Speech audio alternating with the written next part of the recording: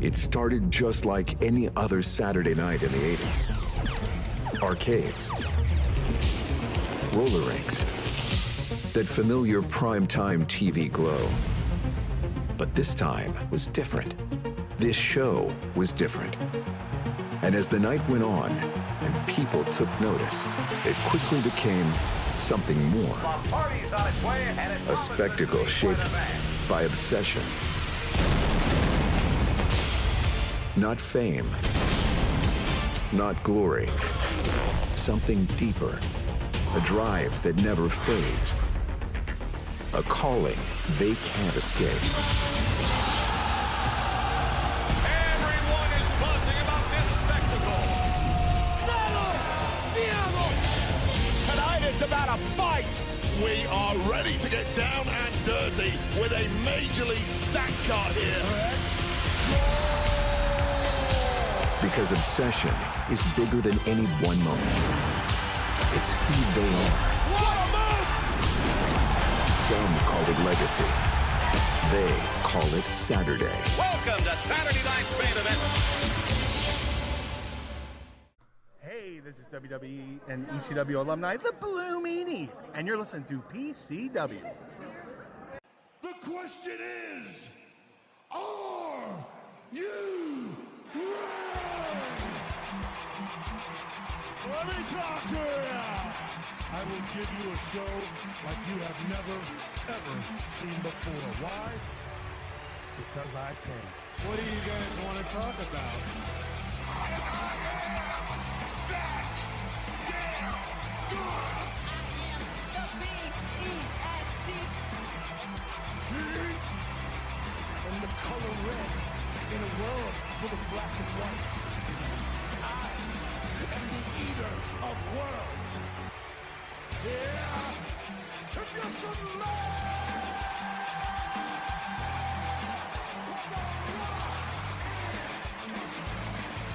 acknowledge me. The champ is here. But to be the man, you gotta beat the man. And I'm saying, woo, right here. Hey, yo. The best there is, the best there was, and the best there ever will be.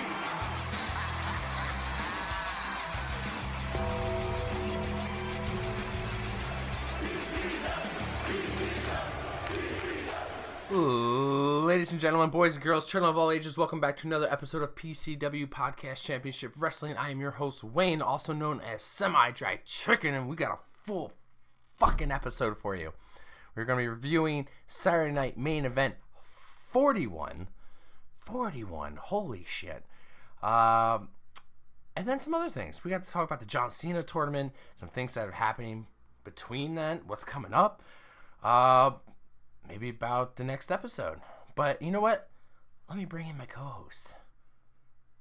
Oh, I'm going to do it in this order because it's funnier. Yes, let's do it in this order.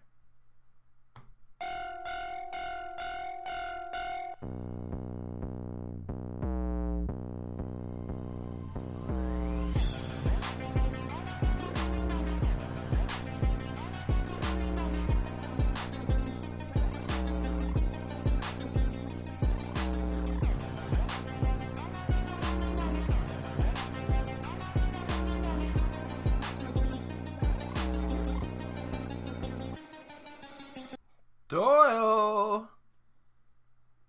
Oh, it's me, it's the Doyle. And it's finally fall in the Northeast, huh?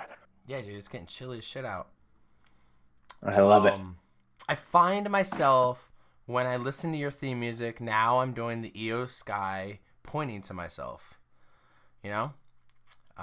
Cause oh, that's what I'm doing. You just can't see it. I know, yeah, right? Because when Dre's comes out, you know, we can eat all over the place. I'm eating over here, I'm eating over there, I'm eating everywhere. You know, my neighbors can see me eating. You know, my roommate can see me eating. I gotta keep the eating down to a minimum. But with you, I just point to myself. You know, just point to myself. You know what? I was like, we need a fourth man tonight. We need a fourth man because we got a medical issue going on here. A little almost WrestleMania 40-esque issue. But we're gonna bring him in, and then we'll find out what's going on with Dre. Here we go. I hear voices in my head, they counsel me, they understand, they talk to me.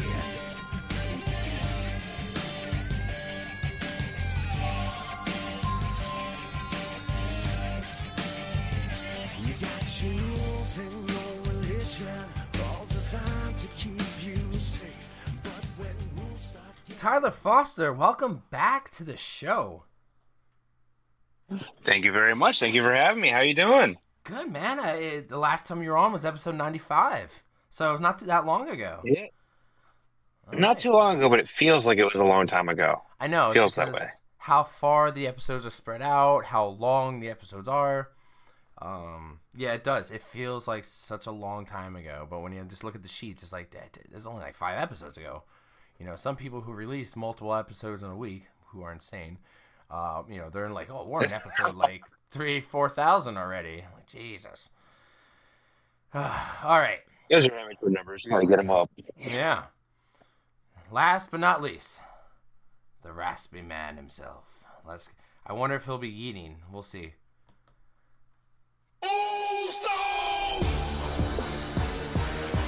Hey, main event Jey Uso is now in your city.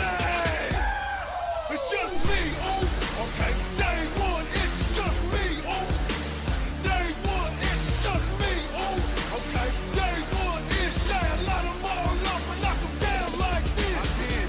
Hey, it's on me now, Hey, I'ma get 'em all. I'ma get 'em all, Yeah.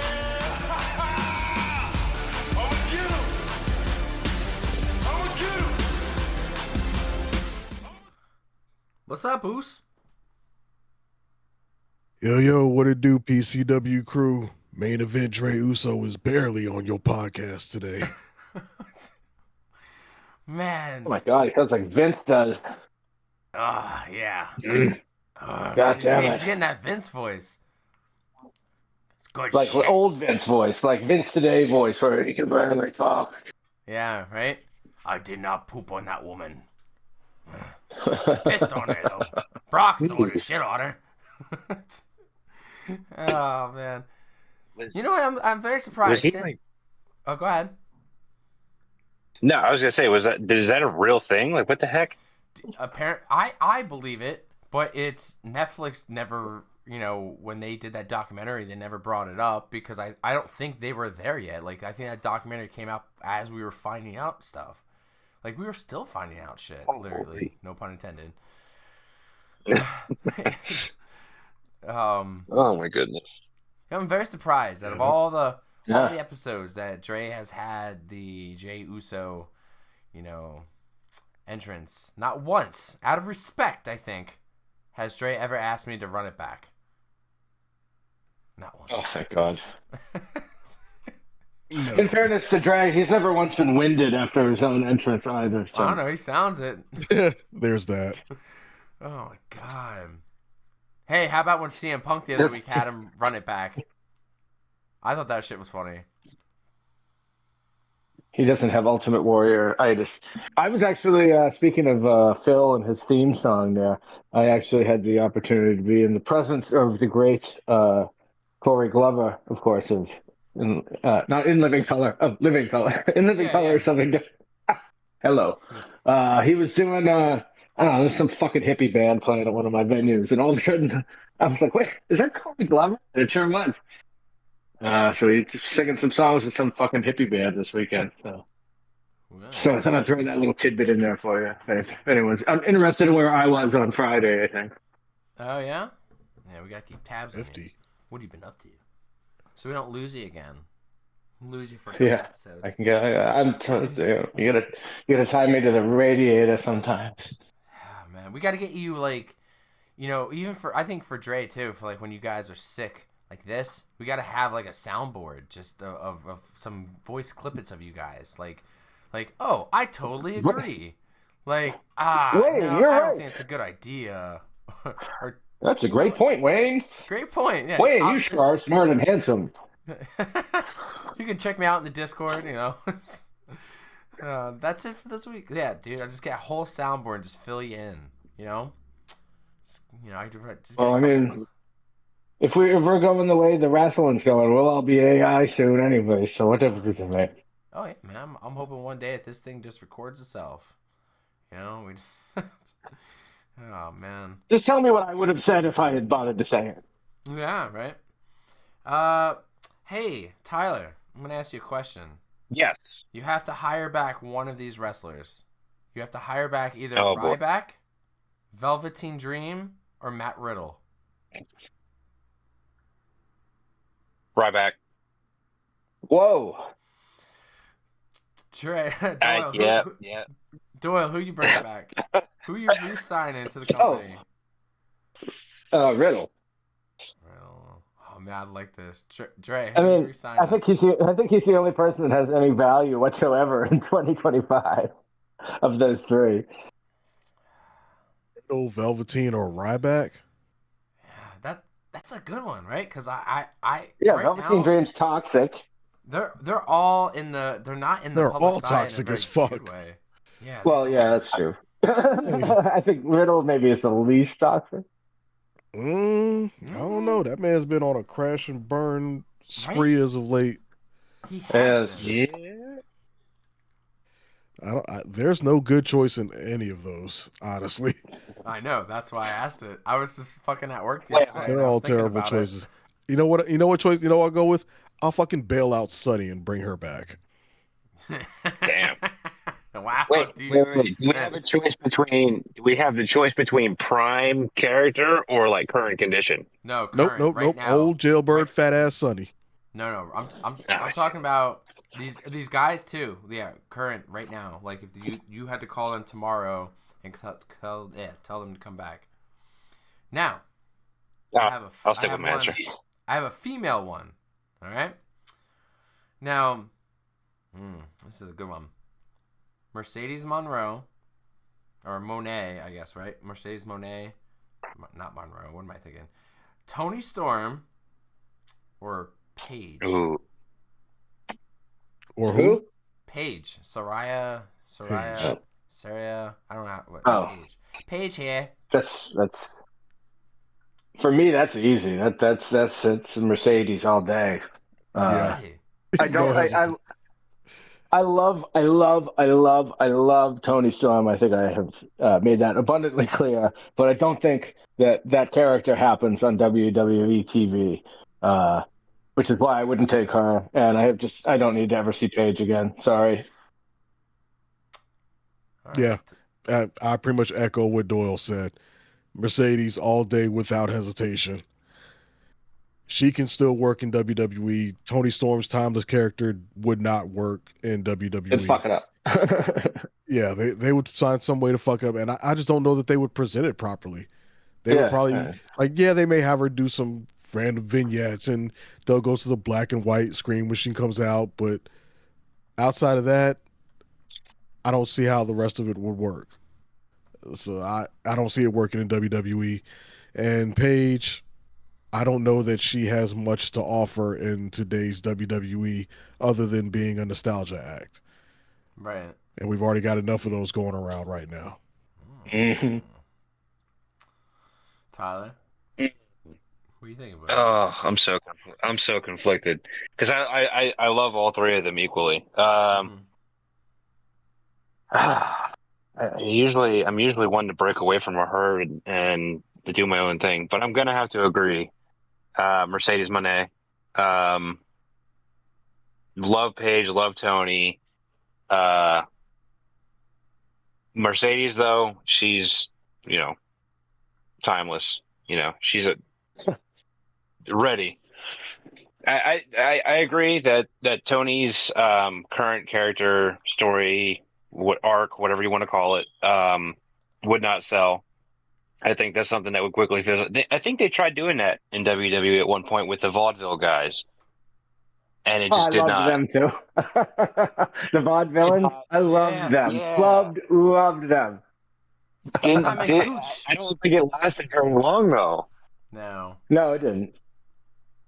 So, and then Paige, like like Dre said, it's a nostalgia act at this point, and there's so. I mean, if you bring Sasha Banks back too, you can do all that horsewoman stuff they never really did.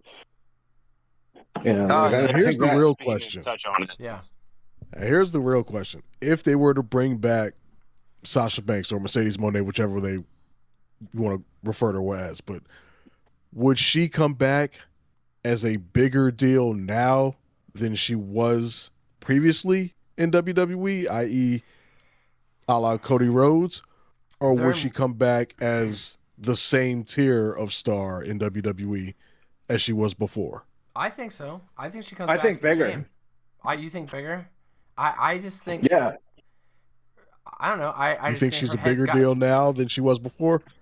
Her head's just gotten fucking huge since she's left. Like, she just thinks she's better than everybody. Like, she's just, I don't know. As a fan, I'm not on board. Like, she's winning all these fucking titles nobody cares about. She's just won her 13th title or something like that. Now, see, that's a... Yeah, I think it's funny. That's It's great. debatable.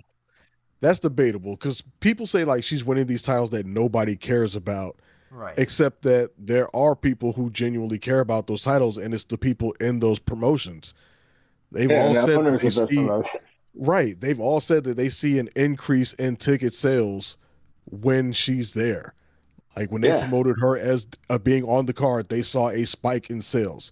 So that proves that she is a draw, especially for these smaller promotions. And realistically, who else out there do you see really doing that? That's a star of her caliber reaching down to these smaller territories to give them a boost, to give them a bump. Yes, the trade-off is she gets to wear one of their belts. Cool. But it's not like the other promotions not getting anything out of it. It's not like she's just showing up like, all right, give me your belt. Bye. Yeah, every time she's on TV, their logo's on TV also. Exactly. And their belt, Exactly. Their logo, their belt's on TV. She has that belt, so presumably at some point she has to go back and defend it. So again, that's a boost to that promotion. And that's more than anybody else is doing.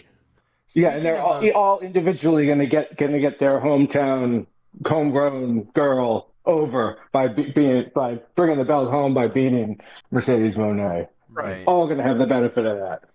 Right. She's built up now, and eventually the fall is going to come where, she's going to start dropping those belts left and right. Yep. Back to these people. I mean, I feel like if a different wrestler was doing this, people would be singing their praises. Right. Like if this was something that, like, Toni, for example, say Toni Storm was doing, right? People would be praising her like, "Oh my God, look what she's doing for the other promotions, yada yada yada." But I think people still have negative feelings towards Mercedes over the way she left WWE, and they're just using this as more ammo to pile on her. So I think some of the hate that she gets is truly, I think some of the hate that she gets is very much unjustified. Yeah, I totally agree. I mean, I've been a fan regardless, But yeah, I mean, I totally agree with you that a different talent would have a much warmer reception. But I think this is the kind of thing you look back 5 years from now and look at that, and maybe you don't even really, or maybe Joe Blow doesn't really appreciate it until then. With the benefit of hindsight. Right. Yeah. Maybe this will be something that towards the end of her career, people will look back on and be like, wow, look at this amazing thing that she did that all y'all people were shitting on her for. Real quick, let me when all the stories come out from those promotions. These titles that she has, and let me know how many of these you guys know of. I'm pretty sure the first one. None. Well, you don't know about the AEW TBS Championship? Well, the AEW ones, yes, but the smaller promotion ones, no, we don't know of them. All right, we got the CMLL World Women's Championship, the Rev Pro that one? British and Queen of South Side Championship. That's a fucking mouthful.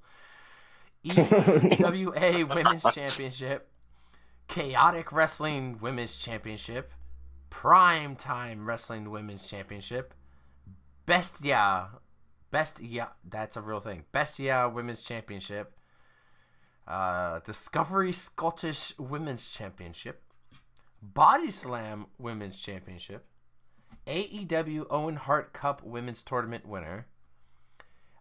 Interim Ring of Honor Women's World Television Championship, and the Winnipeg Pro Wrestling Women's Championship. How about that other one? Where is that other one I was talking about? The Rev Pro Undisputed British Women's and Queen of the Southside Championship. Damn. There's one not on that list that I'm kind of surprised you didn't say. What's that? Obviously she doesn't have that title, but it would be the WOW, the Women of Wrestling. Oh, what even is that? I've seen that on TV a few times. It looks god fucking awful.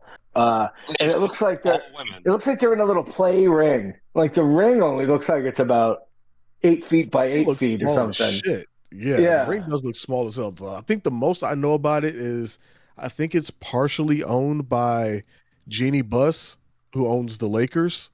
Mm-hmm. Well, who was a former majority owner of the Lakers. Yeah, whatever. But I'm pretty sure it's partially owned by Jeannie Buss. Yeah. I'm also surprised the National Wrestling Alliance World Midget Championship isn't on there. But, that's just me.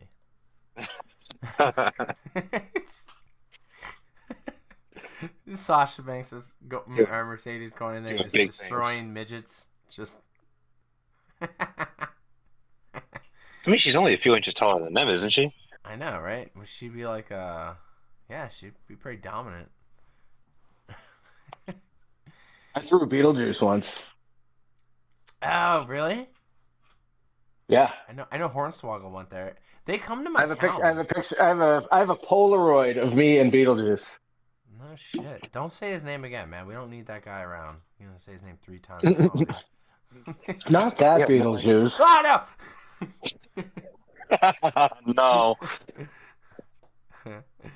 Oh man. Yeah, you know what? I do recall. I didn't watch a lot of WCW, but I recalled Beetlejuice being on there and him and Jeff Jarrett knocking him the fuck out with a guitar. I remember that. Classic. Beetlejuice. What the fuck?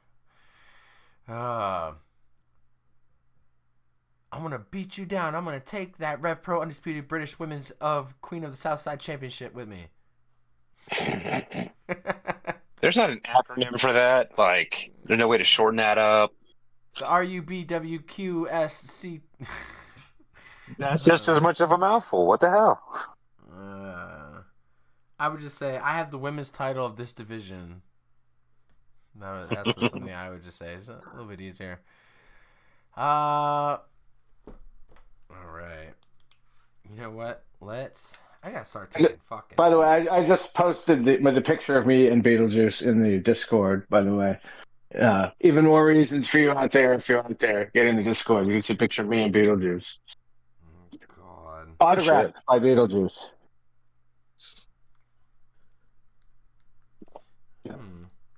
Looks hungover. He was fucking wasted. How can you tell? I thought that's how he just looks all the time.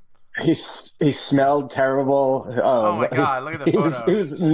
He was not pleasant to be around.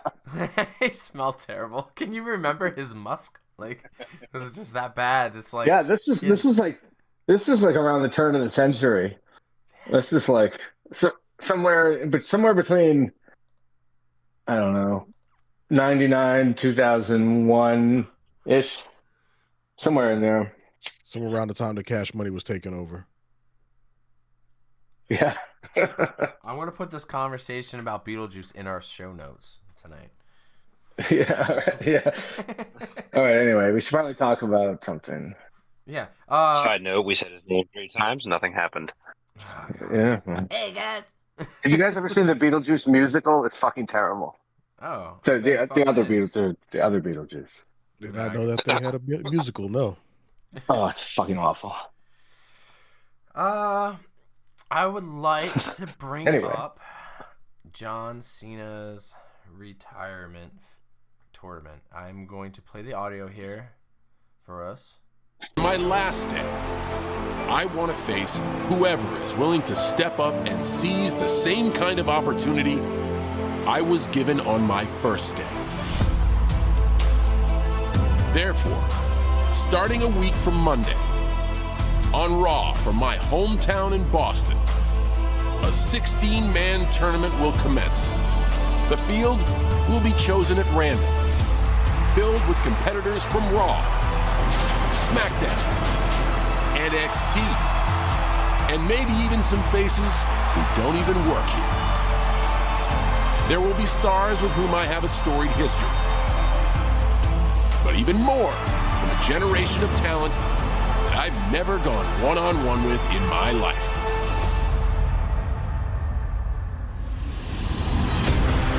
By the time we get to December 13th in Washington, D.C. for our next Saturday night's main event, my final opponent isn't going to be hand-picked. It's going to be hard-earned. To everyone seizing this opportunity, I say good luck. And to the winner, I say for one final time, you want some? Go get some! All right.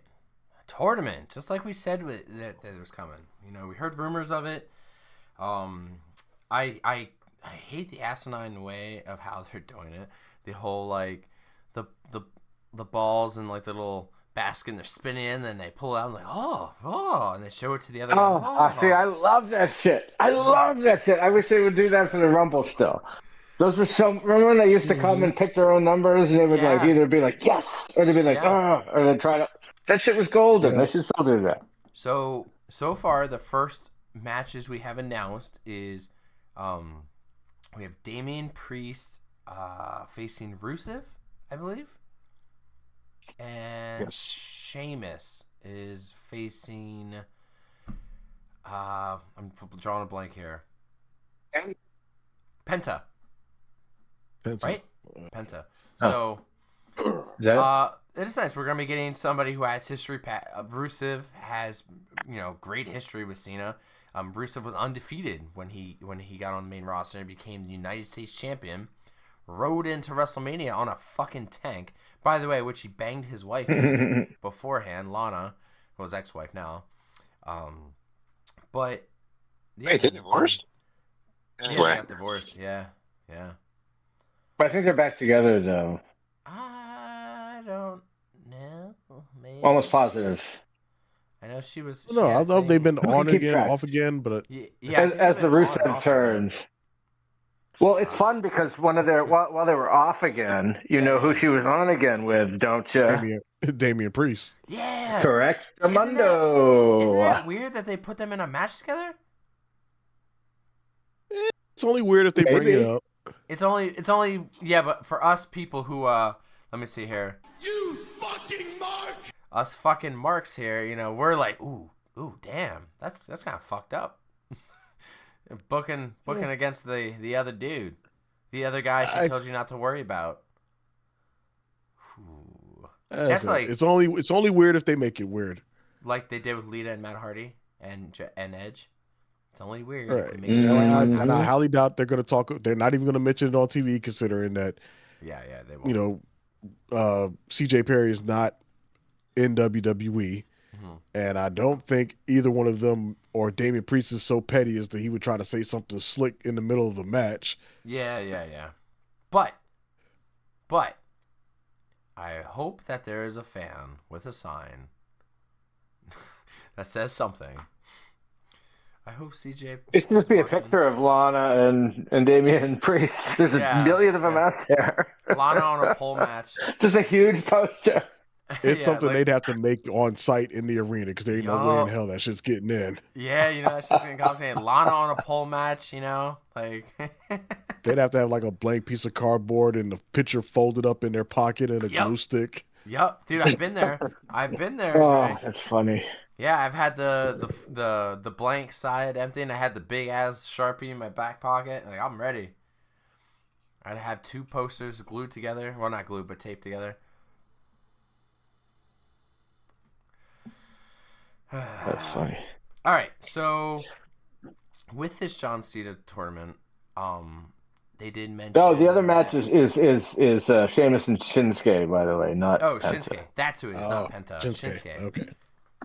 Which will still be good anyway. Yeah, that'll be great.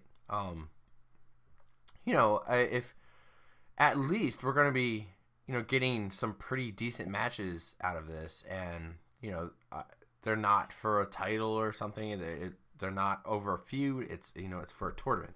That's what I do like about tournaments. We're not locked into feuds. It's like one-off matches, So we could get banger after banger. We could get a pretty fucking good match out of Damian Priest and Rusev. You don't know. So I'm excited to see what's down the road. Excuse me. So I the rumor of Gunther being in this, I want to see where he fits in, who he's gonna face, who he's gonna crush, going down the line here. Now when he says wrestlers who don't even work here, that's the big line that got everybody talking and speculating. Now listen, I'm assuming somebody like Joe Hendry, somebody from TNA, right? I'm not, or Matt Hardy, or Jeff Hardy, even. I'm not, or even Dolph Ziggler, right? I'm not expecting, we're not going to get Edge. I'm sorry. You're not going to get Edge. Edge is still you're not getting Jericho, Edge. That's what everybody's hoping for. That's the thing with the line. It's everybody, what's expectation versus hope. Everybody's hoping for Edge, but the expectation when he says that, or the reality when he says that, is probably going to be TNA people. Well, I could see a AAA person. I could see Vikingo or maybe fucking Iguana or something. I don't know, anybody really. Yeah, Iguana. Sure, there's gonna be. I think there'll be one TNA person and one AAA person, or two TNA, and that'll be it. I mean, it's not going to be like half the bracket's going to be. It would be cool to see somebody that no, most of it, because he also said that people he's never wrestled against before too, which there's plenty of those in this tournament. Sure, so that's where you get like a Carmelo Hayes or somebody in the tournament who I think could have a good run. Everybody that was in the commercial will be in the tournament, right? So Dom, and I think Penta was in there. Yeah. I think all four of the people we have been announced are in it. So you gotta figure they're in. Who do you think from NXT? Do you think Obafemi gets in this thing? Do you think it's Javon Evans? Yeah. A Trick? Yeah, Trick Williams being in this tournament. Let's go with Tyler. What are you thinking, Tyler? Who do you think might show up? Again, hope and expectation, as Dre said. But reality says probably an NXT or a TNA faces. I don't know. There's such an elite lineup. Like when you start thinking of anybody that could face him. As far as who I'd like to personally see face him, Penta, I think that would be a great match. Yeah. I think that would be a really good match. Damian Priest, shoot. Joe Hendry's tied up with the whole Thea thing, so I don't know about that. I don't know. I feel like it doesn't matter what feuds you're tied up in. I think those feuds get put on pause for the tournament, right? I would be genuinely shocked if Joe Hendry's not in this tournament. Yeah, absolutely, 100%. Excuse me, sorry. But I bet he's in a match and he loses, and he can go back to whatever, Exactly. I don't think anybody. Right, he's there for the pop. Mm-hmm. Yeah, I wouldn't get all worried about they've got this storyline going and they can't deviate. Yeah, true, very true. Which, when you say his name, he does get a pretty good pop. Well, and he appears. His name, he appears. I mean, just imagine if it's like the last match of the tournament, and it's all right. We got all the other 14 people, so it's down to the final 2 people of the opening round, and you get that pop, that music of Joe Hendry music hits. That's gonna get a huge pop. But then imagine that it's followed up by Edge. Yeah, right. Well, see, that's kind of the problem with some of these things, right? You got to figure out who's not going to get buried because they're not Edge or they're not Batista. Or, you know what I mean? Like, Right. I mean, depend. I think depending on how the matches are played out, I think some of these were going to be pretty obvious. You can tell. Like, for example, we got Sheamus versus Shinsuke Nakamura. I think it's pretty obvious that Sheamus is going to win that match because Sheamus has more history with John Cena than Shinsuke Nakamura does. Right. We got Damian Priest I versus tend to agree with you. Yeah, Damian Priest versus Rusev. That one's a little bit more up in the air because Rusev has the history, but I think Damian Priest is the more compelling potential opponent for John Cena. Is Damian Priest. Plus, there's the fact that Damian Priest kind of needs a W. He's been taking some L's a lot lately, so this is kind of a way to give him a free W without it being too consequential. So, but I think this one is a bit more up in the air. So some of the matches I think will be up in the air as far as who's going to win. Some of them I think will be pretty obvious.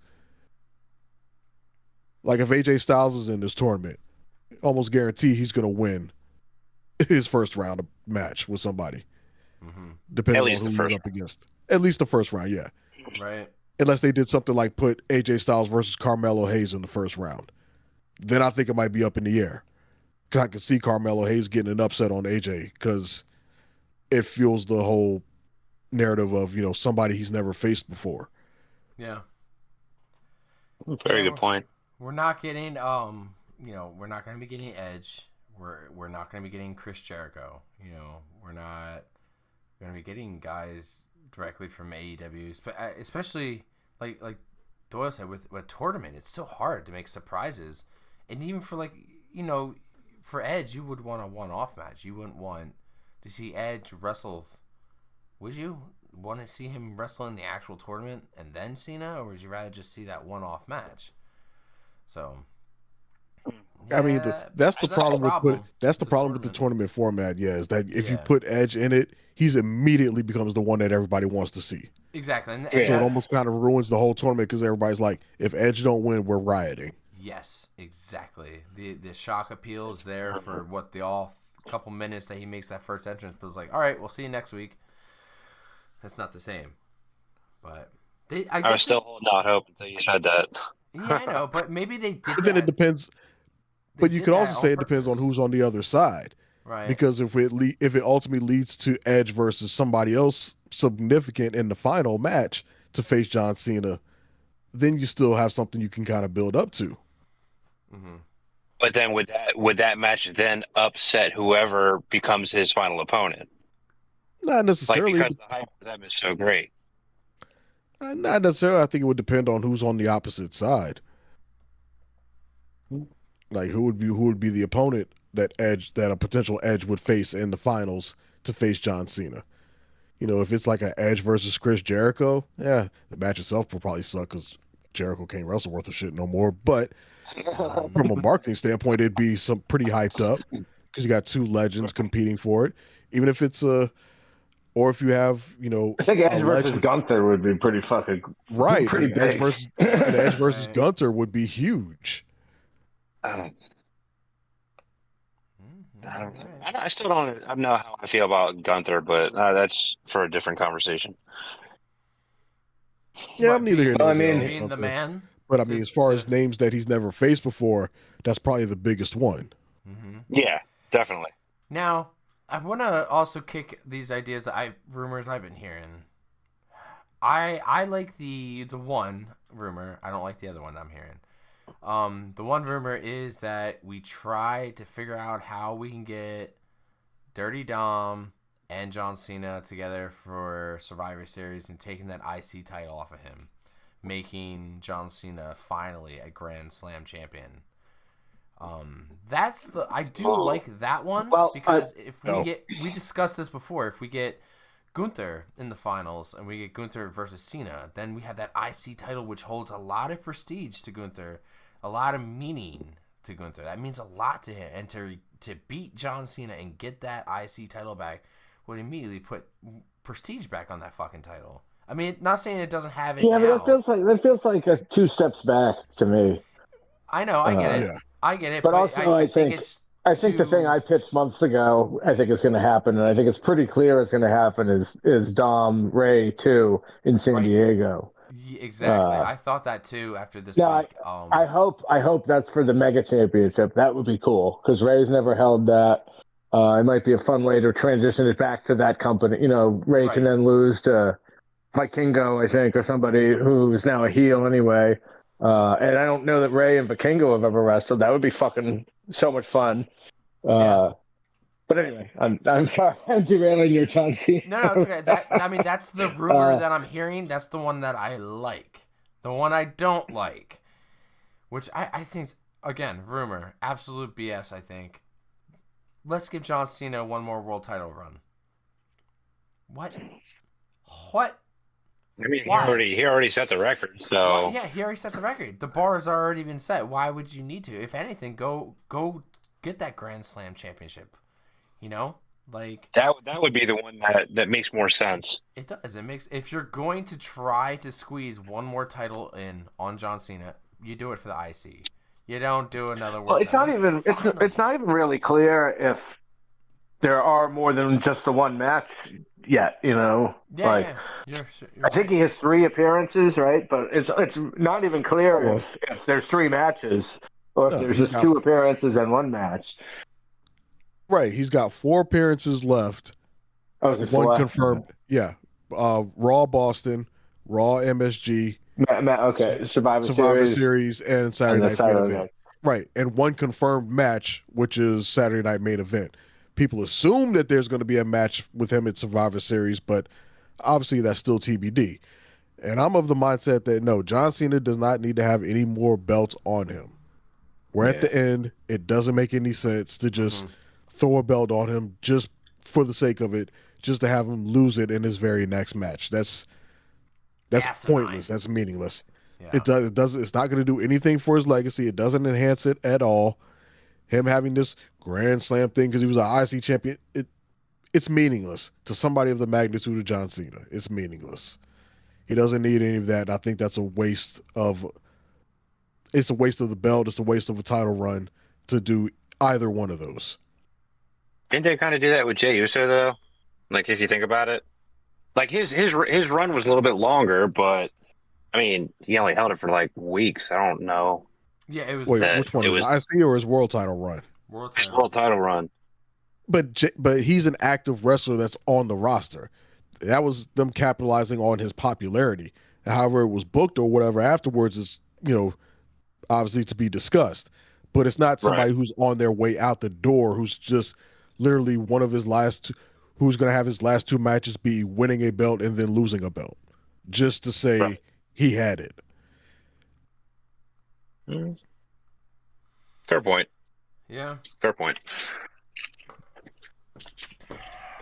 Well, that's the John Cena. Yeah, I mean, I think I was to say, I think the rumors are Gunther, and I think it's going to be Gunther. I mean, he can say he retired Cena and Goldberg in the same calendar year. You can have him retire AJ Styles next year.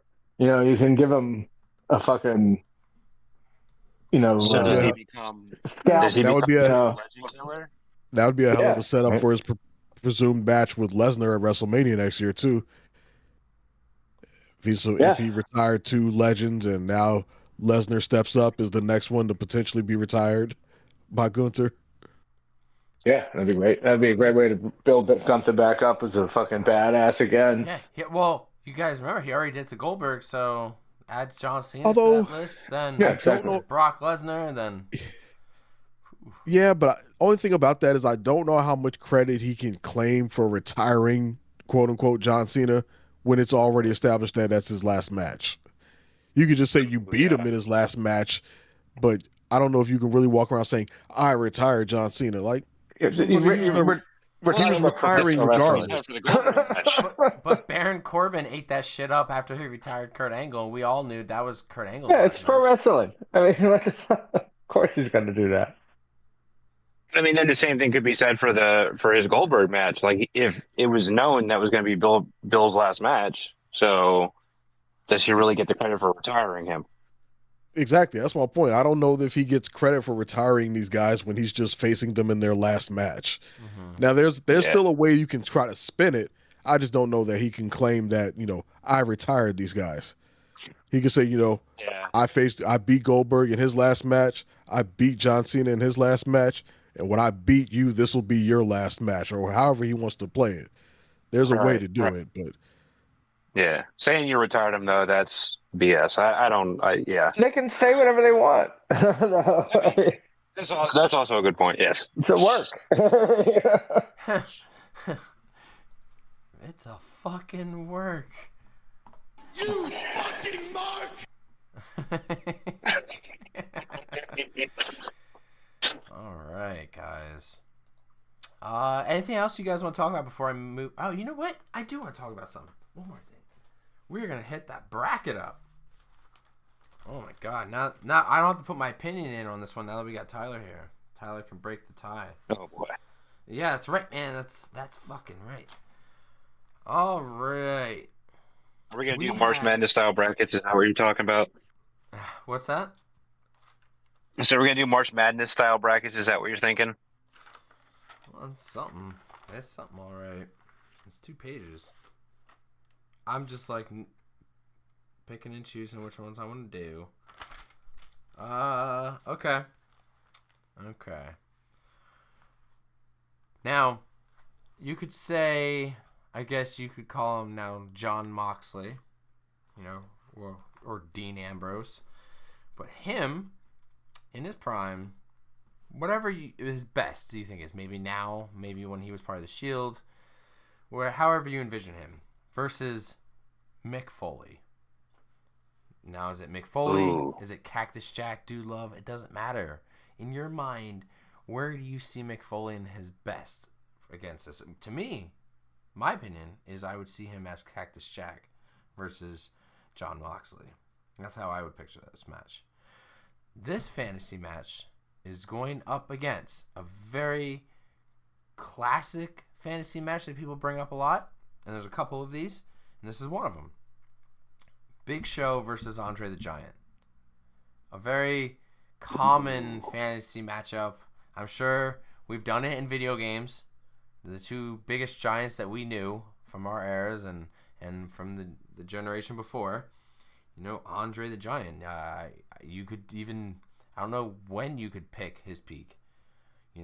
Early WrestleMania days, I guess, before his hips and back and knees started to go out on him.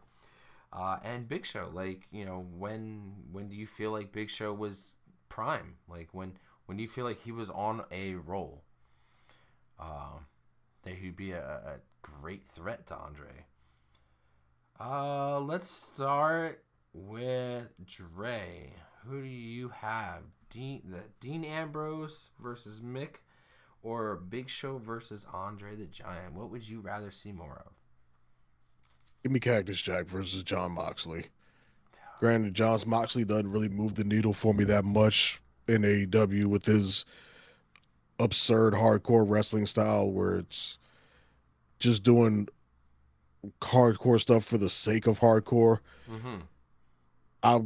I would still take that over Big Show versus Andre because, let's be honest, Big Show versus Andre would be an absolutely terrible match. Just those two big lugs just wailing on each other. Big Show was in his prime was far more athletic than Andre ever was, and that would just be a terrible match. Let's just be real. It's a gimmick versus gimmick type thing that sounds good on paper, but in actuality would be a horrible match in the ring. At least at least Cactus Jack versus John Moxley. Cactus Jack could beat the living dog shit out of John Moxley and do all the insane hardcore stuff he could imagine to him. And we would get I guess you could say a hardcore classic match for the ages. So I'll take that over anything that Big Show and Andre the Giant could give us. Okay.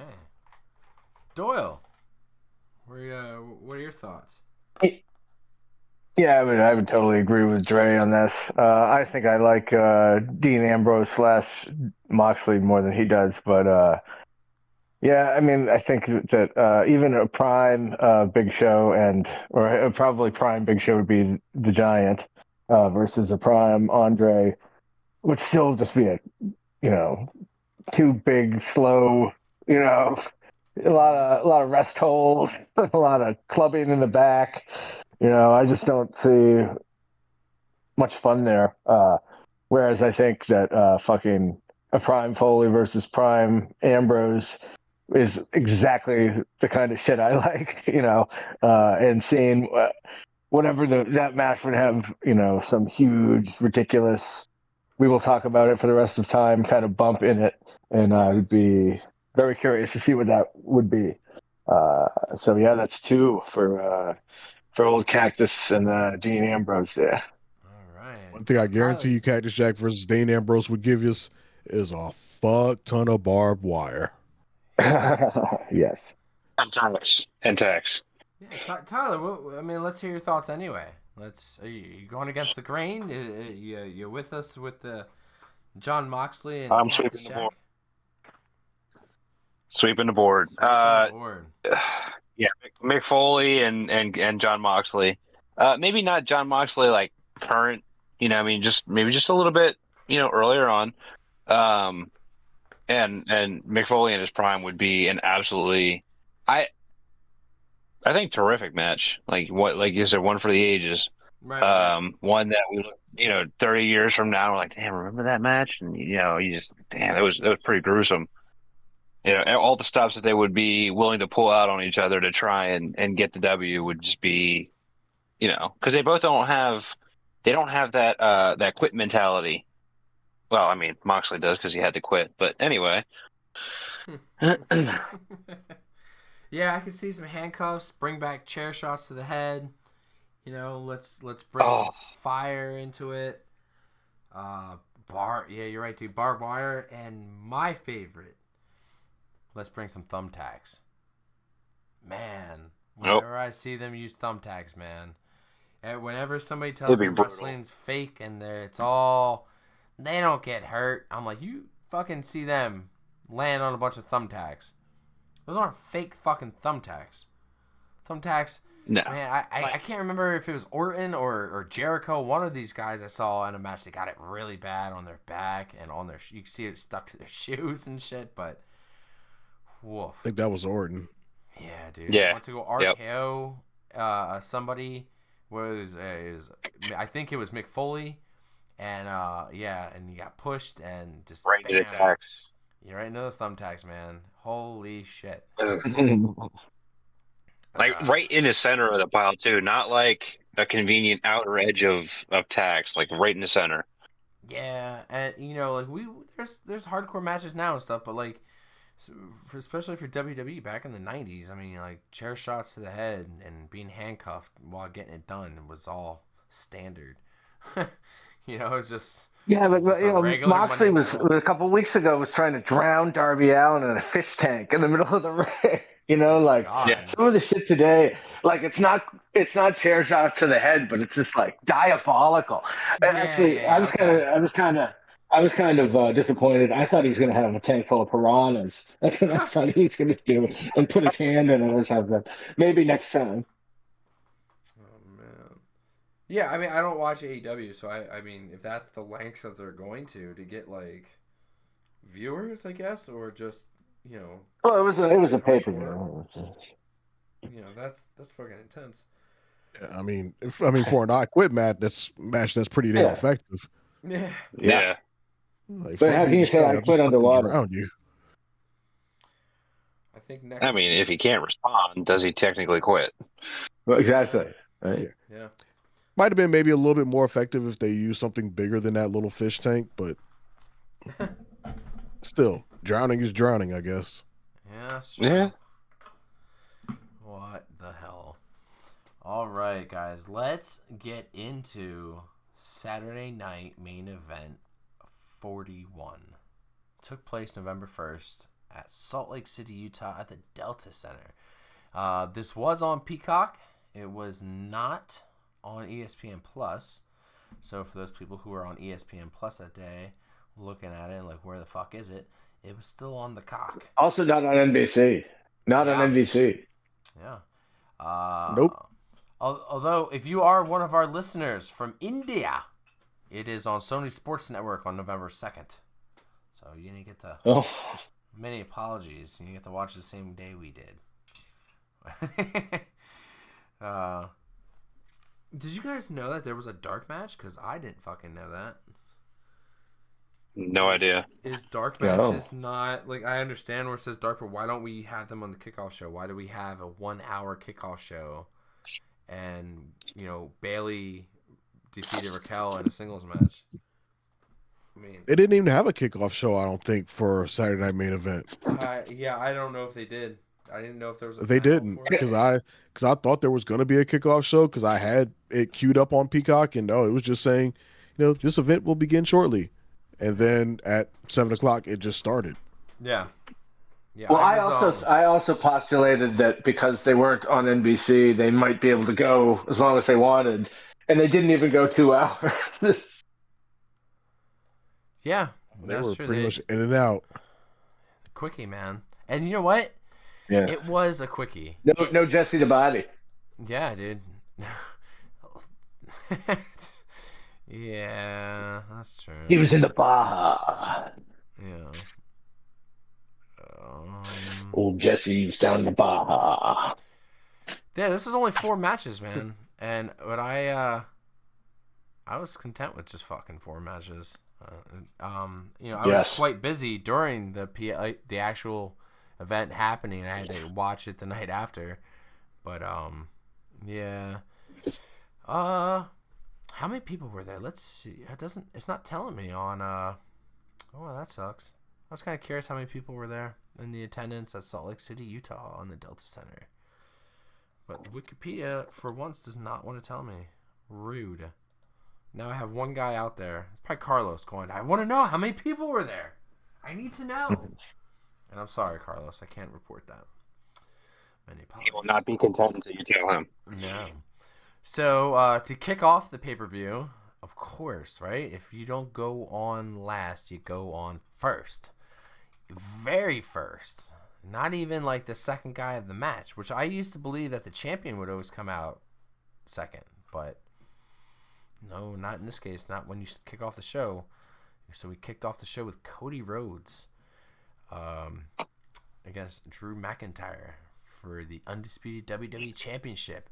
And somewhere down the line, I must have fucking missed this. I don't know if it happened on SmackDown or it was on Twitter that was announced, or like 5 minutes before the match. But if Rhodes got disqualified or counted out, he would lose the title. That was an added stipulation on SmackDown the night before. Okay, because I did miss SmackDown, and when I was watching that, I was like, wait, really? I'm like, okay, whatever. It plays in Drew's benefit. I mean, he really tried to, you know, to get him counted out, to use the ref, you know, to twist and turn, get his way, and he tried. You know, there was even he tried to get Cody to use the title on him, and it just didn't work, man. It just did not work. He got put down. There was even I do like there was a part where Drew bit Cody, which I thought was kind of weird. But I guess whatever you got to do to win.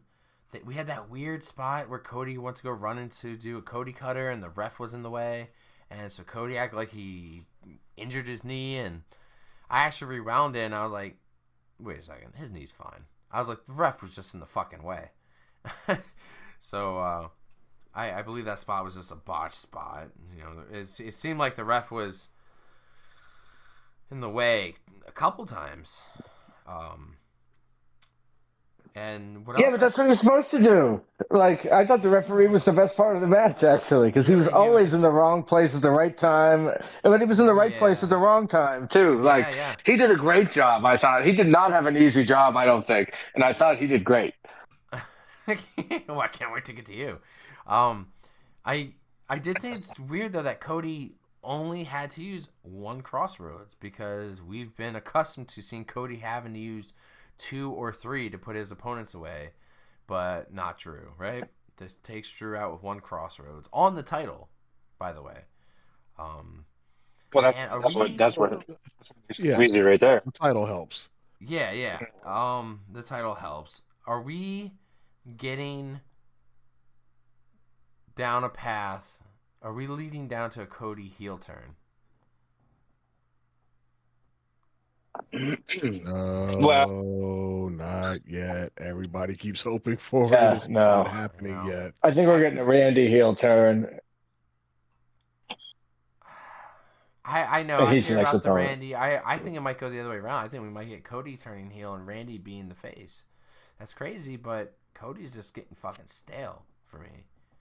I mean, I don't know. Things may be getting people. See, Ooh, okay, Dre. Let's get your thoughts on this. I'm done. I wrapped up my part. Go ahead, take it away. people always love to say that something is getting stale. That's me. It's like Cody just got the damn title back. How is it already getting stale? He just got it back at SummerSlam. Granted, he took some time off to do Street Fighter. So he's really only been back since the SmackDown that was in Norfolk. That's when he came back. So he's only been back for a little while, and people are already talking about it's gotten stale. Like, how? It ain't had enough time to get stale. It ain't past the expiration date on the package yet. There's no way it could already be stale. He just got the title back. And like, I get it if the whole, white bread babyface thing is boring to some people. I get it. But you got to have one of those in your company, especially if he's going to be the one at the top, if he's going to be the face of the company. Everybody can't be a Stone Cold Steve Austin, rebellious, boss ass kicking, badass type. Sometimes you got to be just the white bread babyface because that's what moves units, that's what sells merch, that's what the kids rock with. And that's what Cody is right now. He's QB1, he's the face. He going to be about as clean cut as it can be.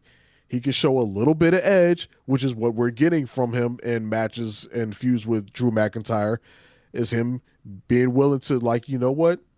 I'll take an advantage here because he knows his opponent wouldn't hesitate to do it. To me, that gives him just enough edge to him, just enough gray, while still preserving him as mostly a babyface, but also not unwilling to take an advantage that he knows his opponent wouldn't hesitate to do either. So I'm perfectly content with where he's at right now as a character. And no, he does not need to turn heel somewhere just to suddenly become interesting or what have you. Perfectly fine where he's at. As for the match,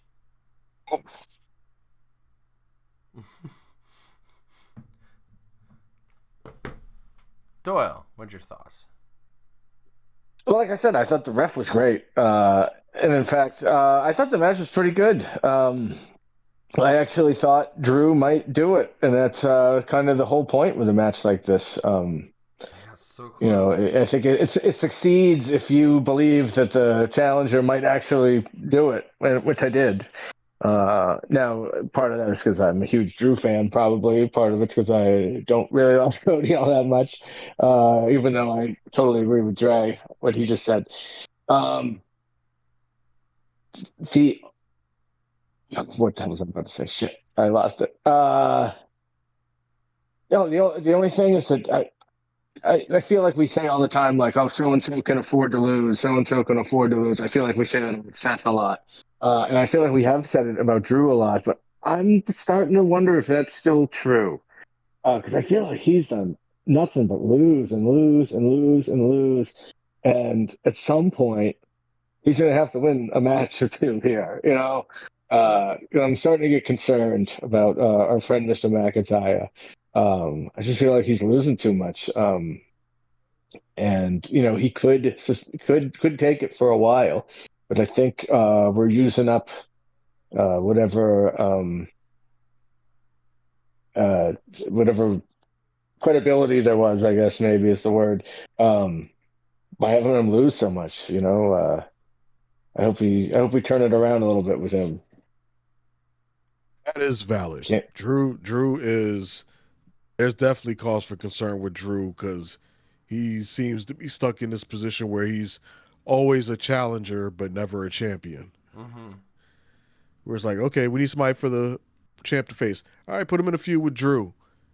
But Drew has yet to come out on top of any of his feuds as of late. Really, not even as of late. Going back to 2024.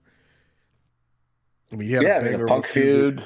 Right, yeah, he had a banger of a feud with Punk, but he wound up coming out at the bottom, at the loser end of that. Yeah. So yeah, at some point, Drew definitely does need to pick up some wins and get him a title run or something, which I think is going to happen at some point. I don't know if this is the end of Drew and Cody right now. It could be, but it might not. Also, might not be.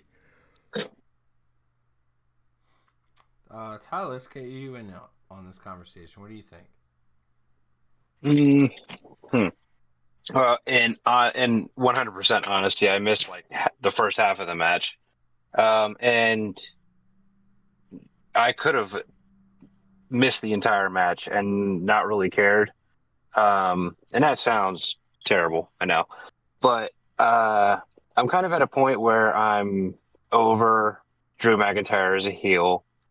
And to Dre's point earlier, Cody Rhodes is kind of like, I don't know, fell off for me a little bit. And Dre, you made the point about him like him having an edge, and maybe like taking an advantage here and there when he can get it. My only argument would be, hasn't he had that all along? Like, isn't that how he got the championship from Roman Reigns the first time? Was having a little edge or assistance or an advantage of some sort. Not to say that he's constantly had one to retain the title. But I just, something needs to change with him, and I'm just over the heel run with Drew. So that was one that I didn't really feel invested in all that much. Cool. I mean, yeah, I like Cody, not Cody, Drew as a heel, but like Doyle says, he's always the guy to just never win it, I guess. He just gets so close. He's always competing for it, just never wins it, actually. And it sucks, because I think as a heel, Drew's only... What's that? Just finish what you were going to say, I'm sorry. Yeah, since he's been heel, he's only been champion for like 5 minutes. Like, literally 5 minutes. Like... He has not had a championship run as a heel, and it sucks. It really that's kind of what I was going to say. Like we're still waiting for his payback or get back or whatever you want to call it from the pandemic WrestleMania, right? Like the last real run he had wasn't in front of anybody, and he did just sign a big new contract, from what I understand. So I don't think there's much danger of him going anywhere or whatever. But it's at the same time, he's going to start winning some matches, Right. Yeah, soon. All right, let's move on to the next match. Ooh. I'm gonna play this. Well, no, I'll play it then. This is Jade Cargill versus Tiffany Stratton for the WWE Women's Championship match. Now, the last match went on for 18 minutes 45 seconds. This match went on for a whopping 5 minutes and 30 seconds. Why?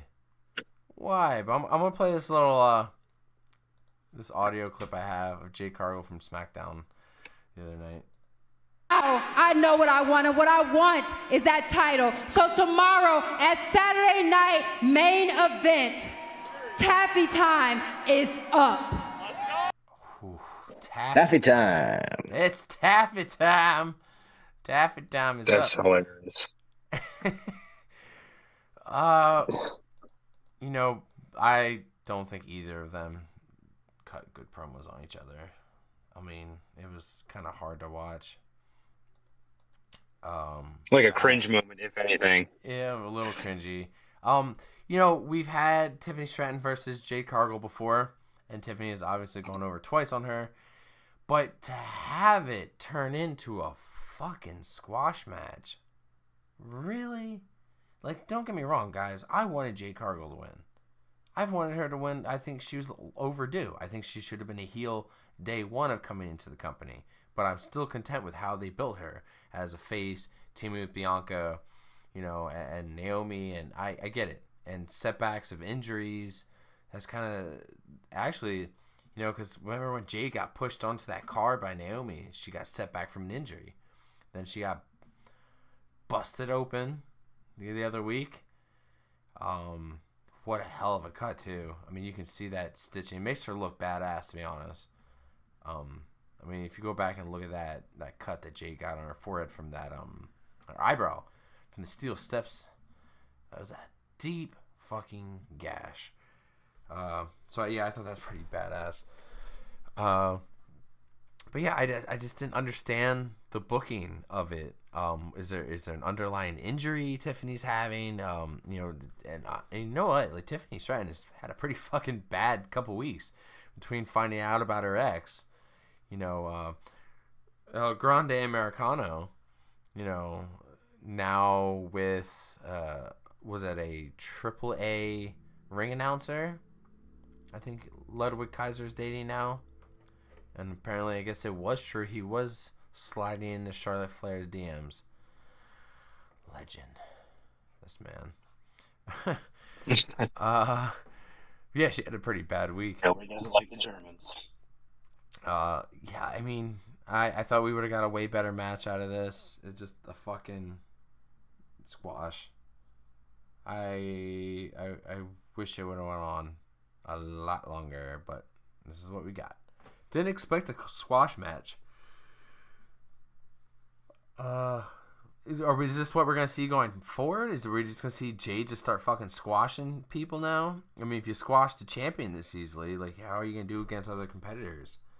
Like, I'm sure they're going to revisit Jade versus Nia Jax again. I'm sure of it.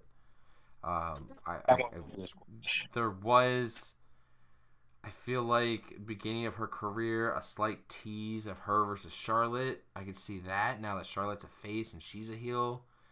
I'm trying to think who else is on SmackDown that would be. I mean, it's really hard to remember who's even on SmackDown, female-wise. That would even be a good, Bianca. I don't know when she's slated to come back, but she would be great. Great, and that's what I think we're all waiting for. Selena, but she's tied up in a story right now. Yeah, Tyler, let me get your thoughts on this match. Jade Cargill versus Tiffany Stratton. What did you think, man? Dominant performance. Did you have 5 minutes and 30 seconds? Yeah, it was just. I feel like it went the way a lot of Tiffany's matches have in the past, where she wasn't doing so well, and she couldn't really it.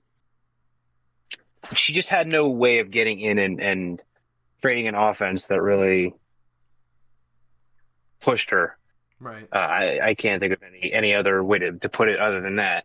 But this time it didn't work out in her favor, where she gets that that last second W. Just Jade just overpowered her and dominated her, and it was quite the performance for Jade. Unfortunately for Tiffany, it didn't work out. Yeah, literally no offense in there. Not that I saw from Tiffany. Doyle. Well, go ahead. Yeah, I mean, they nerfed her with the knee, and I guess that was probably a contributing factor. But that wasn't. At least it wasn't the reason. I guess she just got fucking bombarded, right? And that's how it should have gone. I think that's how we thought it was going to go. So no surprise there. Mm-hmm. And I'm going to say, I said that I didn't think that one of the reasons I didn't think Punk was going to win is because I didn't think that the Saturday Night's main event was a big enough stage. I'm going to say that again when we get to that. But for like Jade's thing is a perfect size stage for Jade, I think. So yeah, I mean, I think this was the squash we needed from her, but it still kind of protects Tiffany, which is fine. She's gonna win a whole lot more world titles before she hangs them up, I think. So she's gonna be fine. Yeah, kind of, just interested to see what happens. Obviously, I think we look at Bianca as the most likely first opponent or whatever, but we have no idea when she's coming back. The last I saw said maybe early 2026, which is right around the corner. Is both right around the corner and a ways away at the same time. So I don't know. We'll see. So far so good, but again, you got to keep it going with Jade, and that's always been a problem for her. So we'll see what happens. I mean, of course, I hope she does well, but we'll see. Mm-hmm. All right, Jay. What you got? This match went exactly how it was supposed to go.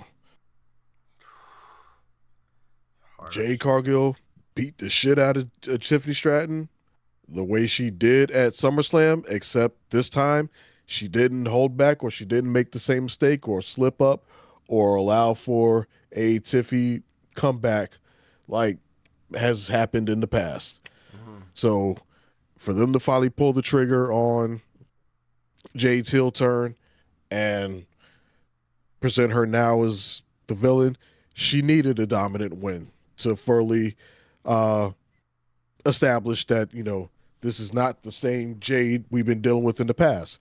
And what better way for her to do that than to squash the champion, beat her in a dominant fashion, and become the new women's WWE champion. Yes, they did, put a bit of an injury angle on Tiffy to help protect her, I guess, I guess that's okay if, for that. I didn't think it was necessary. I think it may have worked better just to have Jade win clean, against a, Tiffy Stratton at her full 100%. And she just gets flat out beat. Because again, that's essentially what happened at SummerSlam. Jade Cargill dominated that match. It's just that they booked a Tiffy comeback out of nowhere, and which allowed her to retain. But as far as this match, it was exactly what it was supposed to be, in my opinion. All right, man. Well, at least somebody was very happy with the outcome. I mean, I kind of was. I just didn't like how we got there. All right. Let's move on. We're halfway through. Whew, baby. Dominic Mysterio, the Intercontinental Champion, versus Penta and Rusev. Triple threat match. I love triple threat matches. This went on for 12 minutes, 30 seconds. Dominic Mysterio used such tactics to get through this match as the Eddie Guerrero chair shot, and not realizing that it's a fucking triple threat and you kind of get away with it, whatever. I did think it was clever as shit seeing Dom use the fucking ring bell and fooled Rusev and me. Fooled all of us.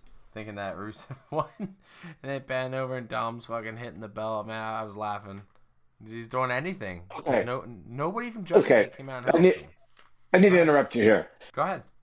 The fucking timekeeper bell is about 12 feet away from the announce desk. How do they not see Dom standing right there ringing the bell? Why are they like, what's going on? I don't understand it. Yeah, dude, that's just as dumb as when Adam he's been Pearce... messing with the bell. He's been messing with the hammer for weeks now. Like, why is your first thought, let's look at the thing and see what's going on over there? Yeah. Like, I mean, it really strains credulity. Doyle as something like last week I had to laugh. Adam Pearce, is walking in the back and he goes, "Have you guys seen Dom?" And they're like, No, I haven't. Have you seen Dom? No. And he just turns his head to the left. Oh, there he is. And he's right there. Yeah, he's right there. Like he couldn't hear you, yelling for him. Have you seen Dom? Yeah, dude. I'm like, right here. Turn your head to the left. Oh my god. Yeah, between that and I did like how Rusev was basically just tossing Dom around using that strength that he got. Rusev and Penta, that's a match I haven't seen before. I thought he was gonna have, I think, Penta kick out at one point, or not kick out, submit at one point when he had the that camel clutch almost, the what's his finisher? Accolade. Accolade, yeah, dude. I thought that's where we would have had it, and that's where he would have won it. I guess this is not the push that either of these guys are gonna get. And it sucks because I really like Penta, and I was hoping that like he soon gets his own single title run. It just doesn't seem like that's gonna happen yet. I don't know what they're gonna do with Rusev, man. Like, he's just dead when he comes out. Like, the fans are just not feeling it. I think, call me crazy, but like, let's go and try to revisit Rusev Day. It's the only thing that worked for that man. And they just didn't run with it because old man Vince didn't like it. So let's run it back. Run it back. Let's try it again. I mean, you're not gonna get his ex. You're not. You're not gonna get CJ Perry coming back. I think you get. Oh my God, I can't remember the guy who did the announcing for him when he came out for Rusev Day. He's now a commentator, I think. Aiden English. Aiden English. Damn. I don't know what his real name is. That was his WWE name. He was in the Vaudevillains, who, as we covered earlier, I fucking loved. Yeah, I totally forgot his name. But yeah, he would do that like a little intro, and it was a shtick, and it worked. It worked, but yeah, I don't know. We also talked about where Dom is probably going after this. I mean, maybe he might lose that AAA title to Daddy, and who knows? We did discuss earlier about losing an IC title possibly, but other than that, I don't know where Penta and Rusev go from here, guys. I mean, I enjoyed this match as a good triple threat. Also Dom, being just like any other triple threat, you let somebody else do all the work, hit the finisher, and you come in, you throw them out, and you steal that fucking pin, and that's exactly how it went. Just like that's why he's the GOAT. Yeah, dude. I mean, that's with no help from the Judgment Day. That's how he made it by on his own. But I think he's gonna be everybody's gunning for him, and it looks like nobody wants to help him anymore. You're wearing 2 titles on your back. That's twice the amount of targets on you, your front and back. So I think Dirty Dom is running out of ways to keep the gold. Dre, what did you think of this match? Thought it was a good match. It was entertaining. Obviously, the highlight of it was, as you mentioned, the bell ringing when Rusev had Penta in the Acolyte, and then the bell rung just for it to be Dom over there ringing the bell. I thought that was fucking brilliant. I love that spot right there. And then, like I said, Dom finding ways to retain the championship, even if it's involves some cheating or him trying to cheat in matches where cheating is all intents and purposes legal. With him trying, what was the chair spot? The ref's like, dude, that's totally legal. But yeah. Eventually, this is going to start to turn in Dom's favor the longer this goes, because it's becoming entertainment. It's entertainment. It's one of the best aspects of his character, and just like how it worked for Eddie, eventually, people hated it at first, and then they became to love Eddie for it. The same thing eventually is going to happen with Dom. It's just a matter of when, not if. And as far as him dropping either one of those titles, I guess I could see him dropping the AAA title to Ray at the next AAA event if they decide to go that route and book that match. But the IC title, I don't see him losing that one no time soon. Like, I don't know that he's going to hold it all the way till WrestleMania next year or anything like that, but I don't see anybody taking that belt off him anytime soon. All right, I kind of like that. You kind of think he's going to hold on to it a little bit longer. I'm over here fearing that he's going to lose the shit. All right, okay. Doyle, what are your thoughts? Yeah, I think Dom either is about to or just did past 200 days as champion. So he's been IC champ for quite a while. He is currently, it's 200 days. He's actually currently the longest reigning champion in WWE. That's great. Wow. Yeah, I mean, he's the only person. Yeah, and I mean, for a while now, he's been the only person that won their title at WrestleMania and still had it. Yeah, I mean, Wayne, you kind of touched. What's that? I was gonna say, yeah, with Tiffy losing the WWE Women's Championship, that now leaves Dom as the longest reigning champion. Yeah, that's crazy.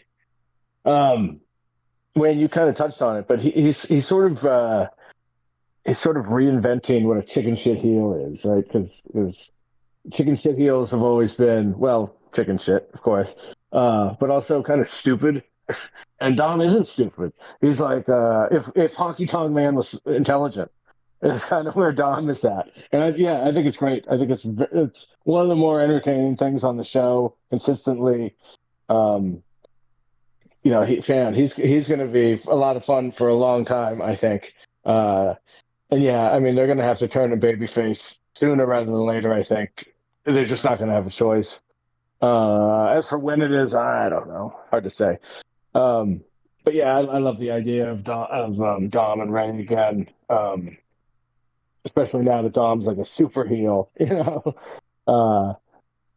but also kind of beloved at the same time, which will be fun, I think.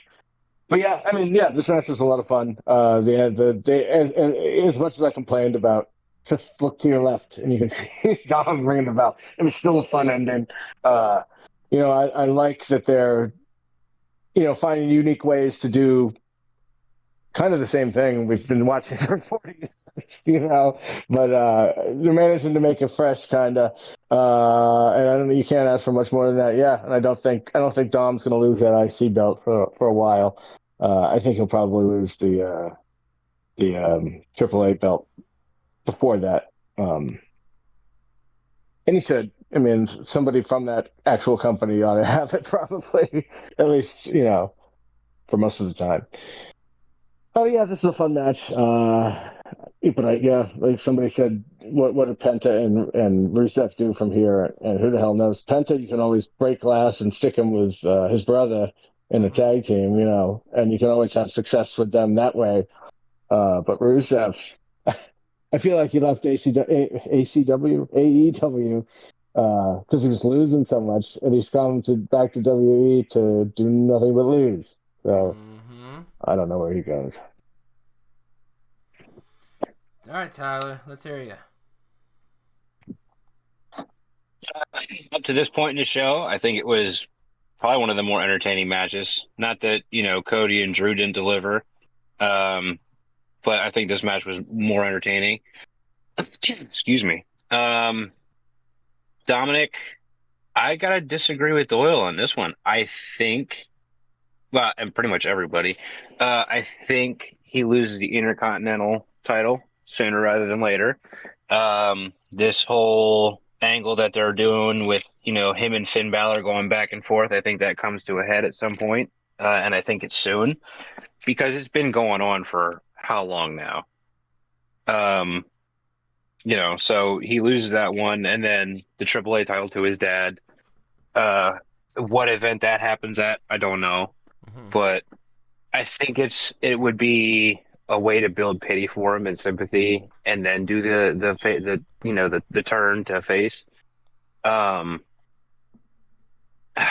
Penta, always enjoy watching him wrestle, so his spots were exactly as I expected, and thoroughly enjoyed that. Rusev, I got over watching him wrestle a little while ago, pre AEW, so anything that he was in, I wasn't like, oh yeah, cool, you know. But overall, just up to, like I said, up to this point in the show, like the more enjoyable match to watch. Excuse me. Okay. Cool. All right, guys. Let's move on to the last match. The main event at Saturday Night Main Event. We get CM Punk versus Jey Uso in a singles match for the vacated World Heavyweight Championship. And this match went on for 21 minutes. I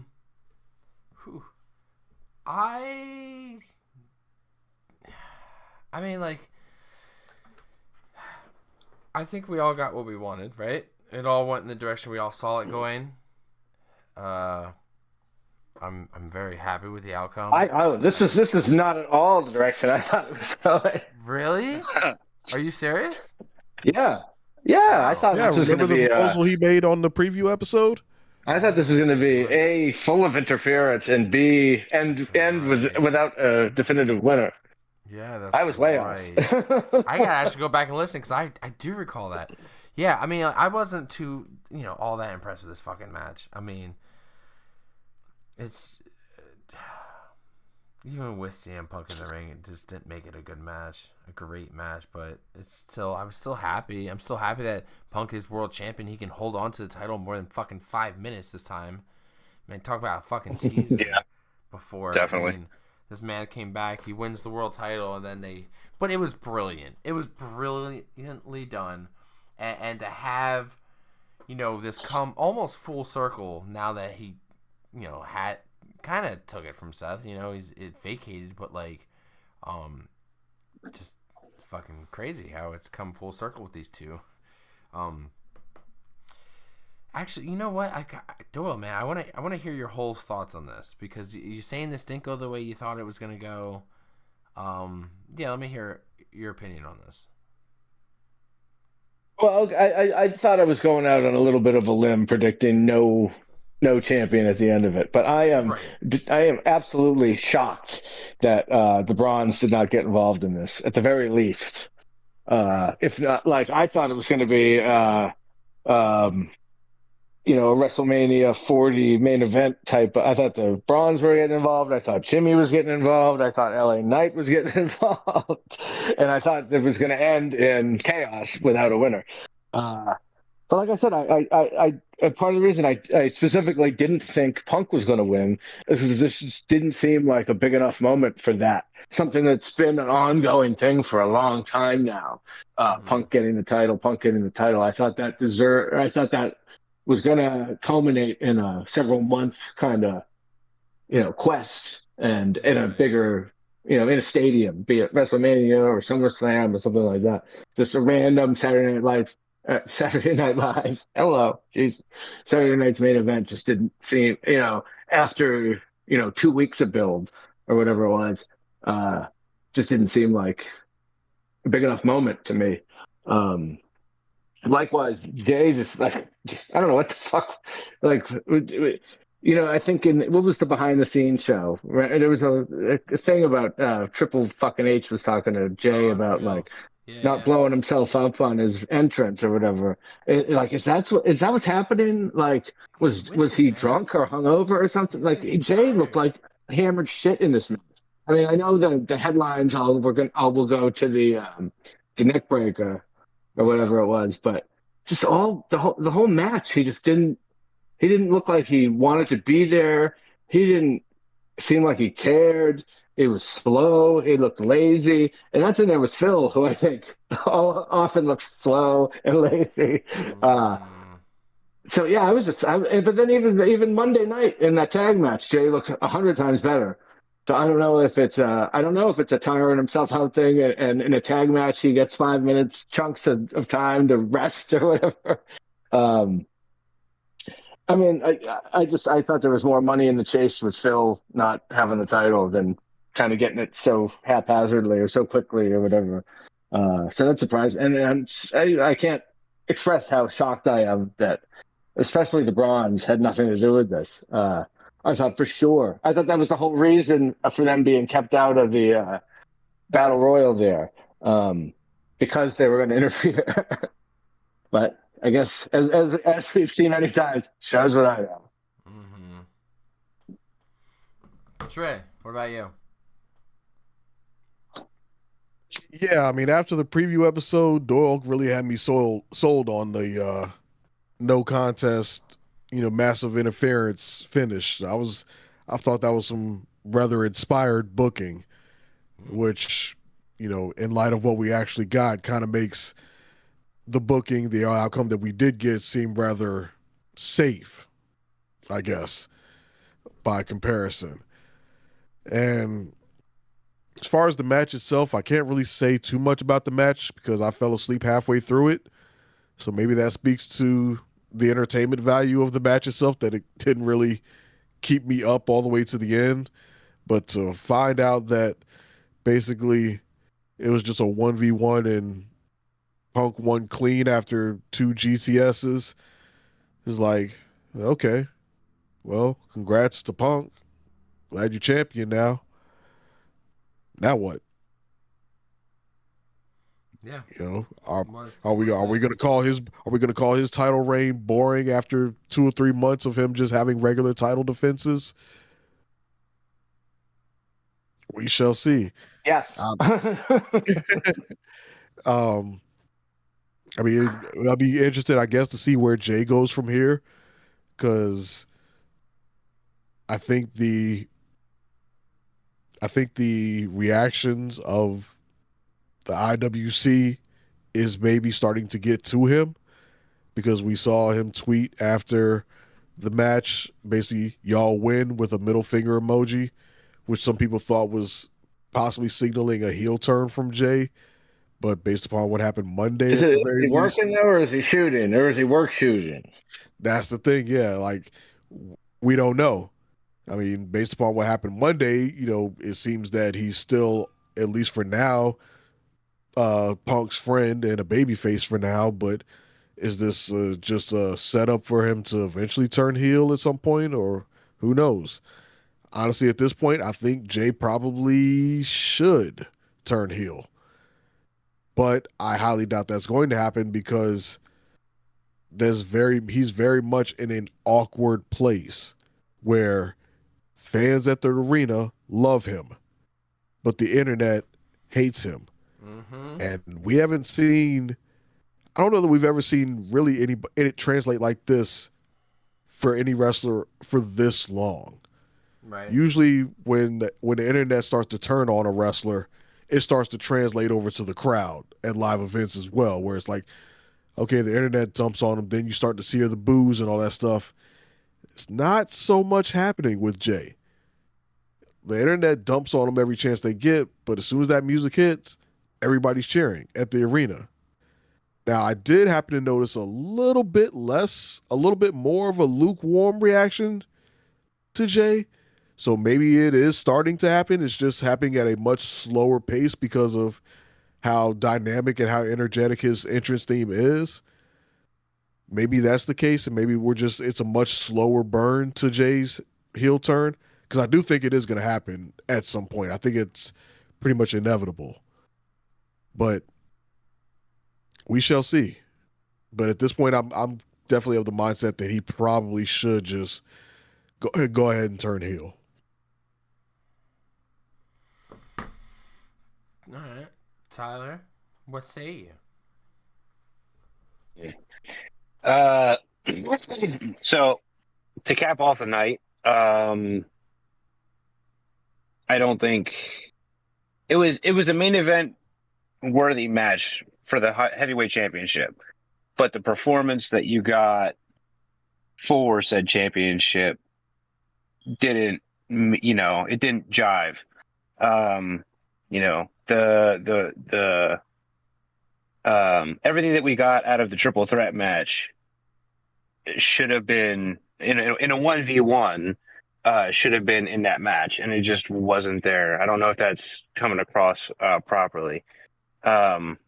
Like the energy, the excitement, the unpredictability. I do agree with Doyle that Jay was sluggish for a majority, if not the whole match. You know, and to what Dre had alluded to with the two go to sleeps, and this is my issue also with Cody Rhodes is, what is the point of it being a finisher if it takes 2 or 3 times for you to put the opponent down with that same move? Right. You know, Excellent point. it's been an ongoing thing that I've noticed recently, and it's frustrating every time because it's like, you know, it didn't work the first time, didn't work the second time, you know. Yeah, it's like and I think, you know. yeah, you know, so that frustrated me, but CM Punk winning, I was happy about. Jay, I understand that he has like a huge fan base, and you know everybody's hyped on Jay. You know, I think he needs some more work in some way, shape, or form. I don't know. I can't put my finger on what it is before he can get like a lengthy title run. But performance aside, I'm happy with the outcome. Just, you know, wish there was a little bit more pop in the performance to justify it. Excuse me. Wait. Yeah. I'm kind of getting tired of the spot where Punk hits the go to sleep, and the guy hits the ropes or whatever, and he collapses Falls back out. onto Punk's Yeah. shoulders, and he hits him again. Like, Oh, it's that. cool once in a while, but when he does it every fucking match, like which he seems like he's doing now, it starts to get old. Or he uses the GTS and they roll out of the ring right away. It's another one. Yeah. That one was a little old. Yep. Yeah, dude, I'm glad I'm not the only one who thought about this match being lackluster and just boring. I mean, I was... Yeah, it was too long. Yeah, I mean, like, this whole pay-per-view was just... Ugh. Like, you know, I think, honestly, maybe the triple... It was weird. Yeah, maybe... And it was weird that they were... It was weird that they were back on Peacock, kind of like... Oh, yeah, right? I don't know. It was like, I don't know. If you ever broken up with a girl, then you like get back together with her or whatever, and it's the same, but it's weird. Like, yeah, I mean, that's the awkwardness of business. Yeah, that's the awkwardness of business negotiations, though. Yeah. Do you still like such and such? Or what? Yeah, that could also be why too this is so lackluster, because they know it's on Peacock. They know it's like, okay, we don't have to give it our best of the best because it's on Peacock. It's not on ESPN Plus. Like, we're out of here. But at the same time, it's Saturday Night Main Event. They've all been rather safe and boring from the very beginning. Right. Yeah. And I'm going to stop falling for it eventually, but I guess not this week. I mean, last Saturday. Yeah, I think the only reason why we thought that this one was going to be more, I think the only reason why we had more interest in this one as opposed to past ones is because, one, they were all title matches. All title matches, yeah. And there was actually strong speculation that we were going to get new champions. Well, definitely going to get a new champion, given that one of the matches was for a vacant title. Yeah. And then, obviously, we all had the expectation of Jade Cargill was going to win the women's championship from Tiffany Stratton. Mm-hmm. And there were probably some people who were holding out hope that maybe Drew was going to dethrone Cody. So that probably what added a little bit more intrigue in this main event as opposed to past ones. But history has told us they pretty much play it safe all the time. Well, if it was something along purposes, that's basically what we got here. Yeah, if Saturday Night Main Event was like in the same caliber as like a WrestleMania or a SummerSlam, like they would probably be like a little bit more like, okay, hey, go and do you, just know what you got to do. Right. Excuse me. Yeah, they need to do something to Saturday Night Main Events to make them interesting, and not just be this play it safe showcase that they always end up being. Well, the next one definitely won't be, because the next one, the only match on there is John Cena versus the Last Time Is Now tournament. That's it. Which And Well, I that mean, there'll tells be me, other matches.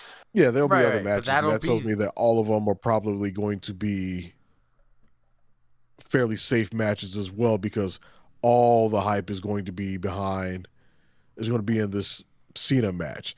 So I don't expect anything major to happen in those other 3 matches. right. Now, let me Because I'm tell guessing you. it's probably going to be another 4-match card. They're probably going to wrap those matches up within the first, at the very least, hour and 15 minutes, I think.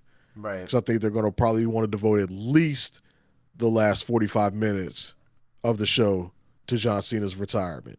Let me. Not saying the match itself is going to be 45 minutes, but between His the entrance will be entrances, his fucking long as opponent, shit. yeah, the entrances, the introductions, the match itself, and then obviously the finale once it's over. Clearly, they're going to want to get, Do you think whatever. they'll cut him off like they did to Goldberg? Hell no. I think they're going to have it planned out much better. Unless for some reason the match itself runs long for some reason to where they're left with no choice but to cut it short. But Yeah, but they're not on they NBC probably don't anymore. have to do that. Yeah, that's what I was going to say. Yeah, given that they're not on NBC, they should not have to do that. Jeez. I don't know what the contract. Goldberg now. What's I don't know that? what the Sorry. contract looks. Yeah, what'd you say? No, I was apologizing for cutting you off. No, I was just saying, if John Cena gets a full speech, like I could just see what the Bill Goldberg tweet is now. Just envision it in my head. I can't wait for the Bret Hart's response to the Bill Goldberg tweet about John Cena not getting cut off. What the hell was I going to say?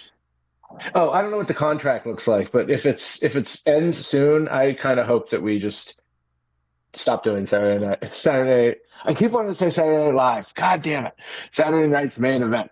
I kind of hope that if the contract ends soon, or even if it doesn't end for 2 years or whatever, I kind of hope this is an experiment we don't continue with when it's over. I don't think we need it. Well, at the very least, we know we're getting one in 2026 because there's another. After the John Cena one, the next Saturday night main event is a week before the 2026 Royal Rumble. It's so weird how they're all like bang, bang, bang in a row, and then they don't have one for 7 months, and then they have 3 in 2 months, and then you don't have one again. It's just the whole thing's stupid. I think I'm over it. Yeah. At this point, WWE has too many PLEs. Yeah, I think if there's one takeaway from 2025 is that there are too many premium live events. Totally agree. Yeah, too fucking many. Yeah, we had a Saturday night main event in January. That main event was Gunther versus Jey Uso for the world title. Then we had one in May. That main event was Jey Uso versus Logan Paul for the world title. Then we had the one in July. That's when Gunther defeated Goldberg for the world title. And then we had this one, Punk versus Jey Uso. So Jey Uso's been kind of like the highlight of most of these all year. Although Jey Uso was not on. Yeah, he was not on the one in July. And then, then we got this one, December. And then, another one in January in Quebec. Just keeps going. It's endless. They're going to definitely surpass WrestleManias because this next one will be 42. So, it's insane. That's funny. Insane. Our next pay-per-view is Survivor Series War Games, guys.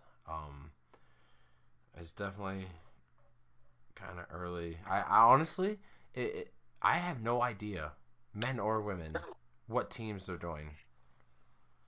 I mean, I don't. Well, they kind of started setting up Monday on what we're probably going to get is some combination of Team Vision, which looks like Braun, Bronson, Logan Paul, probably Brock Lesnar, and maybe one other person against Punk, Jay, maybe Jimmy, Roman, and maybe LA Knight of some sort. It's going to be just, standard top baby faces here, top heel faction here, throw them together, match. Yep. See, I could see Cena getting slotted in there just because he's never done it. Yep, You I know, could. and you Yeah, don't you don't really need to work him into the story for it. You know, I think hey, look, John Cena wants to do it. Let's get him. Is enough. I think. Yeah, and plus he needs to get his lick back, and probably he'd get his lick back from getting his ass whooped by Lesnar. There you go. Hadn't even thought of that, but you're absolutely right. Yeah, but that'll probably be it. And that's how you get Cena on the PLE without him having to work a singles match and put him at risk of injury before his big match, his final match. That's the way to get him safely on the show, working. He can probably and I thought we were going for Seth Roman at Mania. I think maybe we do Punk Roman now, and you can even start that story here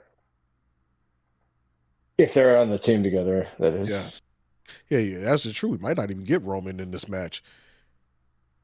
Yeah, there's not really much reason. I think you have to. Well, yeah, I guess you kind of have to because he does still have beef with the Vision. With the whole Paul, with the whole anything Heyman related, I think. Yeah. I mean, which I guess then, Jimmy or LA Knight, I guess, would sit it out. It'd probably be Jimmy, I would think. Maybe the one left out. Because you have Punk, Jay, Roman, Cena, LA Knight. That's a pretty strong babyface team. And then Bronson, Logan Paul, Brock Lesnar, and a fifth. Somebody tell Bronson Reed not to go off the top of the cage this time. Yeah, I'm sure he'll stay off the top of the cage this time. That's what Logan Paul's there for. Logan Paul can do the crazy. I don't know what the hell. I don't know what the women are going to do. I mean, I guess it's going to be Io and Rhea versus the Kabuki Warriors somehow, right? Plus, I don't know. Maybe they won't even have one. They're going to have one. No, they will. Come hell or high water, they're going to force that shit to happen. Yeah, they really. Like War Games has already gotten to the point that the chamber was when they. Oh, it's time for Elimination Chamber pay-per-view, so we have to have an not Elimination Chamber. I'm sorry, Hell in a Cell. War Games. Yeah, it's gotten like. Luckily, the past couple of years we've kind of had natural stories there, but I feel like this year there just isn't, and they're both men's and women's matches are going to be like really kind of force-fed, and it's just like why don't we just bring it out when we have something that's organically there? Instead of forcing it every year because it's November. Because marketing and money and dollars and TKO. Yeah, it's so dumb. Yeah. Cha-ching. They did the exact same thing with Hell in a Cell. Yeah. Right. And eventually they're going to realize, okay, this shit's not working. Nobody's interested. But then again, if they're still charging through the fucking roof for tickets and them shits are still selling, they have no reason to not continue to do it. Right. Yeah, that's true. Because they don't have to rely. You can get away with it. I was going to say you can get away with it with the Rumble and the Elimination Chamber because that produces the WrestleMania main eventer or whatever, right? Like, right? Yeah. So it's not like a force. We're going to force 10 people into this cage or whatever, No, they're pretty much part of it's part of the process. It's part of the road to WrestleMania. Yeah. That's right. A baked in process. It's like the playoffs. You're getting them every year. The War Games thing, it's like the play in. Yeah, like the War Games thing is absolutely forced, but like I said, if as long as they charge out the ass for it and them tickets sell out, because that's where they're going to make the most of their money. Then it's not like in the past where they had to rely on pay-per-view buy rates, so they had to create a show that was worth people tuning in for. No, it's already pretty much baked in the deal with ESPN. So if too many people tune in, then which obviously is probably not going to be the case. But I mean, if too many people tune in, then maybe only ESPN's upset for the moment. But their money's going to be on, selling the shit out of the show or at the gate. But they are also always looking at the next contract, also. Yeah. So I mean, and as much as you're right, that they don't have to worry about individual buy rates anymore like they used to. They still do need to get people to watch because otherwise, the next time the contract's up, they won't get as much.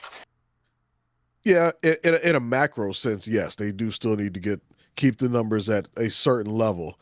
But if, say, at the number of these years, ESPN decides, oh, we don't want to do this thing, WWE could easily go right back to Peacock and say, hey, you want to get that whole thing back?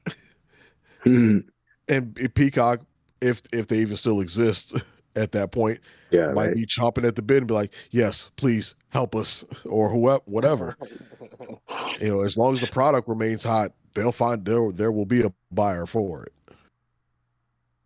Yeah, well, I think you made a point that I don't know that we've ever covered before, is that it's just how often the streaming world changes, and what even exists today may not tomorrow, or may have merged with 3 other things next week, or Right. so who the fuck knows what any of this looks like next time.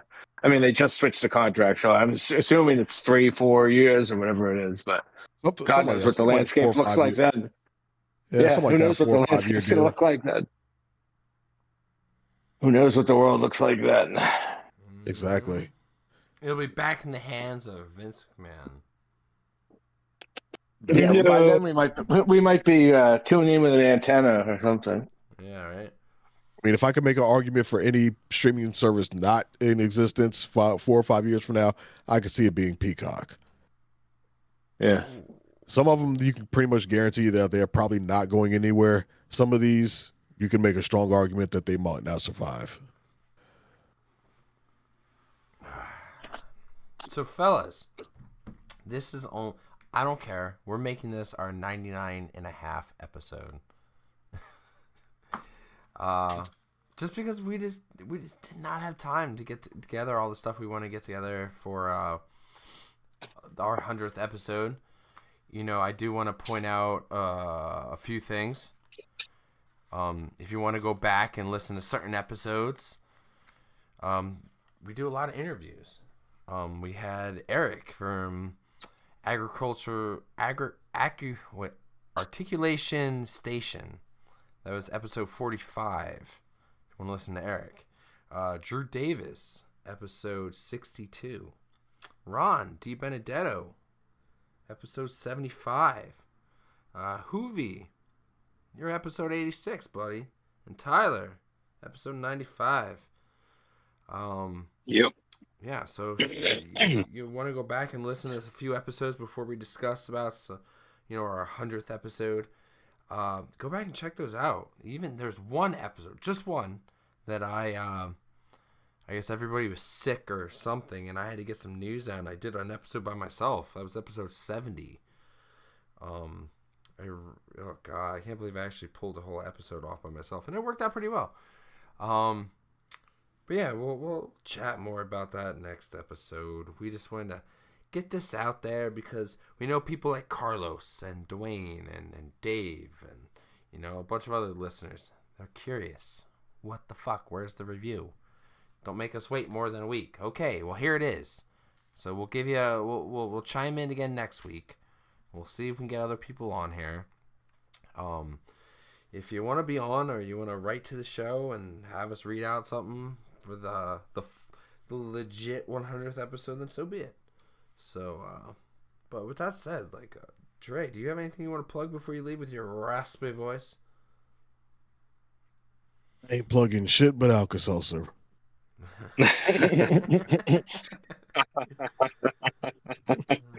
Doyle, you wanna plug anything? Yeah, just I'm in the Discord where I post pictures of 25-year-old pictures of me and G-level celebrities. and yeah, give the Facebook a like. All right, Tyler, do you want to plug anything? No, I have nothing to plug. Just hey, be good, be kind to each other. Live life, do you, and be kind to one another. All right, man. Good. Wise words. So, we see you back again, buddy. All right. I appreciate it, man. I loved every moment of it, and I look forward to coming back in the future. Yeah. All right, guys. Well, pitter patter. Let's get at her. Let's run it back.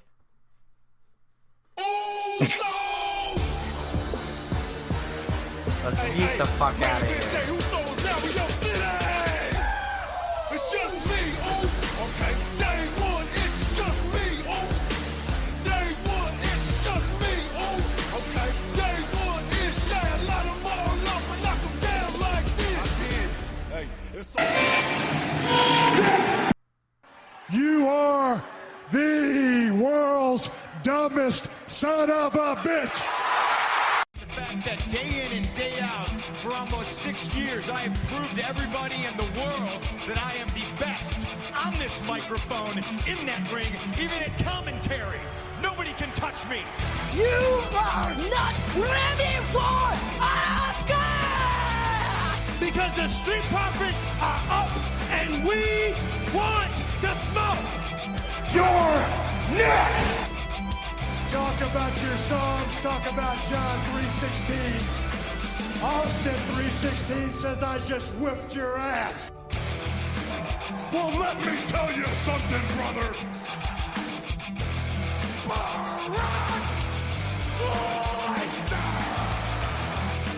New day! The cream will rise to the top. Oh yeah, Macho Madness here. Welcome to the Kevin Owens Show. Lately, he just hasn't been very oozy. Because I'm the Miz, and I'm awesome. Those rotten bastards.